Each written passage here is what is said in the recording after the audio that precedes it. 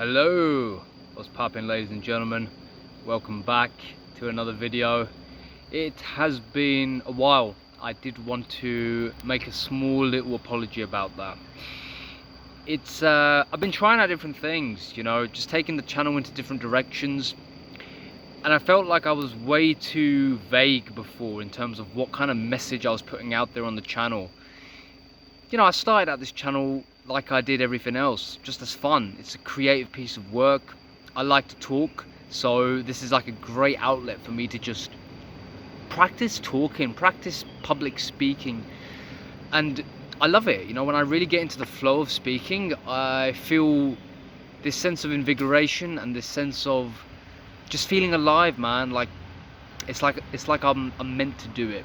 It's like I was supposed to do this particular thing. So I've been trying out different things, and I was going to take the channel into the MBTI direction, but I decided against it. I was like, you know what, let me talk about whatever I want to talk about, and whoever wants to listen, you listen. All right, you just listen, you enjoy, and if you derive any value, there should be a lot of value for you guys in these videos, because I'm basically talking to my younger self here, and I'm sure that there are many young men and women who are in the position of being young, being confused, and are just completely overwhelmed with the way you're supposed to go ahead with things, especially in the day and age of marketing and advertisement, and just things are just coming from every different direction. You can't rest without being told something. You're either doing something right, more than likely you're doing something wrong. You got to remedy that. You got to fix yourself. You got to buy this ebook, watch this video, follow this guru, right?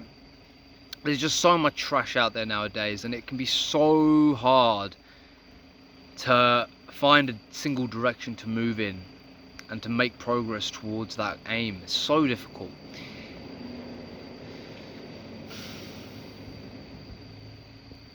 But that's the thing, right? We run into the first obstacle, and that's the ego. We all have an ego, right? And there's two schools of thought on this. The one school of thought is you indulge your ego. Okay, this is Andrew Tate. You indulge your ego. Build your ego. Get achievements in your life. Build this ego. Build this self-image. This Chad, this muscular alpha male character. Just like some facade, right?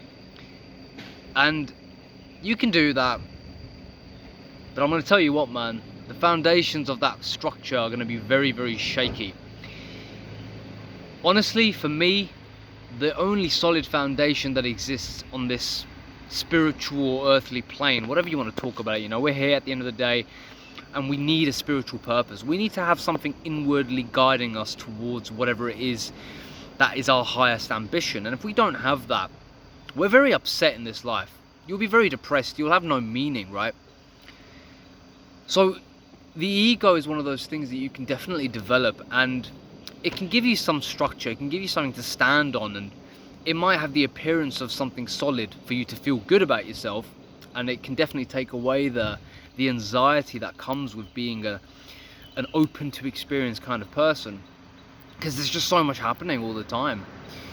But then the other school of thought is your ego is nothing more than just a fake facade. It's a construction which has zero basis in reality, and it's actually quite harmful to yourself, to other people.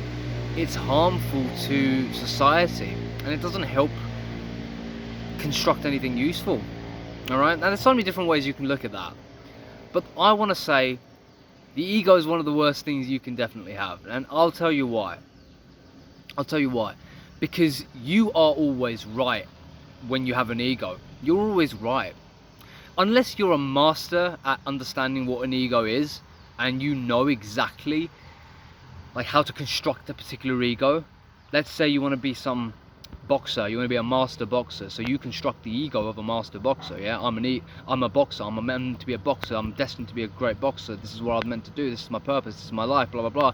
You create this little story for yourself, and then you have the behaviors that go hand in hand with being a boxer. You wake up early, you go through your road runs, you do your sparring, you do shadow boxing, you watch videos on boxing, you watch Mike Tyson, you might have a favorite boxer, right? You're just really, really into it.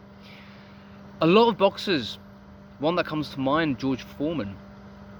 A lot of boxers, when they create, or even martial artists, when they create this ego and they lose a fight, it completely destroys them. It destroys them from inside out, because their whole ego was created on this thing, this identity. And when they no longer can fulfill that identity, their whole life just falls apart. Yeah, look at Mike Tyson, what happened to him when Cus first died, when Cus D'Amato, his coach, when he died, and then when he became successful, when Mike Tyson became very successful. Look what he did. Look what he turned into. He just partied all the time, wasted his time, wasted his money, had a lot of predators that came after his money. So this is what happens. The ego isn't necessarily a way to be happy. It's not a place. The ego isn't necessarily a thing to construct that's going to bring you happiness. It's not. Yeah, it's usually the result of all of your tension in your life. Usually is because of your ego.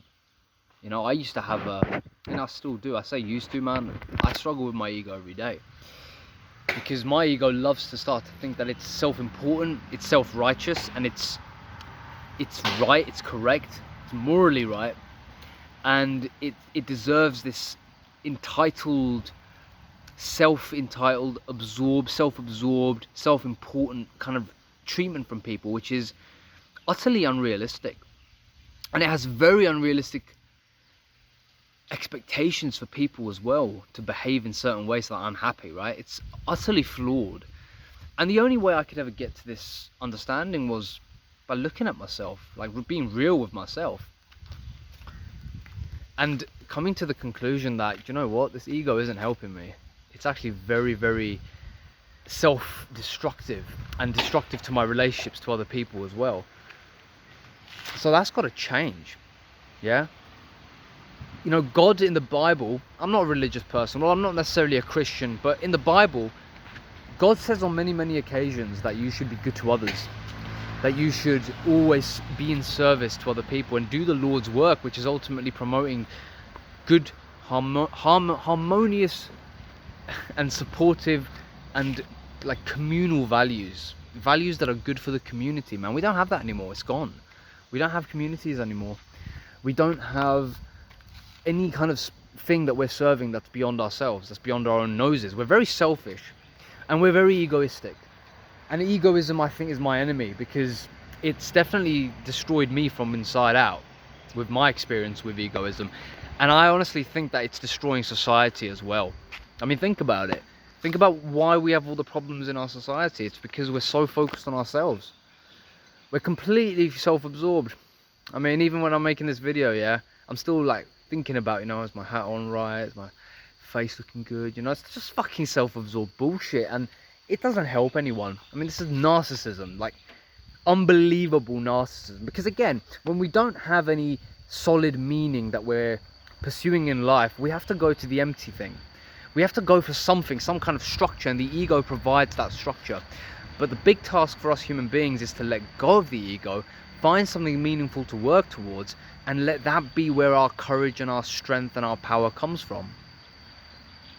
Definitely something that everyone can do. I think everyone has a purpose and everyone can make it. Take it easy.